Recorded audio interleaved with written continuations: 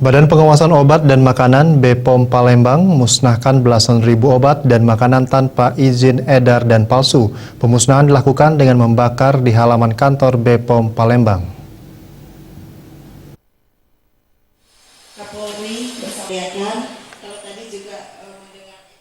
Pemusnahan barang bukti ini merupakan hasil penyidikan tahun 2009 hingga Mei 2015. Dengan total produk sebanyak 16.052 jenis obat dan makanan.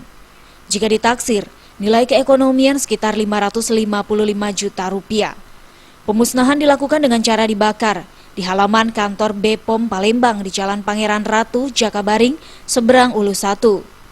Kepala BPOM Palembang Indriati Tubagus mengatakan, dari hasil penyidikan kebanyakan barang bukti terdiri dari jamu tradisional, obat kadaluarsa dan tanpa izin edar, kosmetika dan juga makanan. Dengan pemusnahan ini, Indriati meminta masyarakat untuk tidak mengkonsumsi obat dan makanan yang tidak memenuhi persyaratan tanpa izin edar dan palsu tersebut. Pasalnya sangat membahayakan nyawa manusia.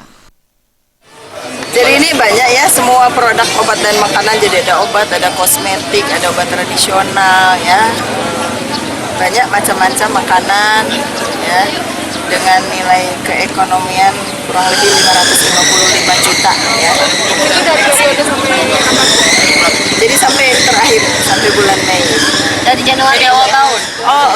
Untuk yang pengawasan itu dari awal tahun, kemudian yang penyidikan itu dari tahun-tahun.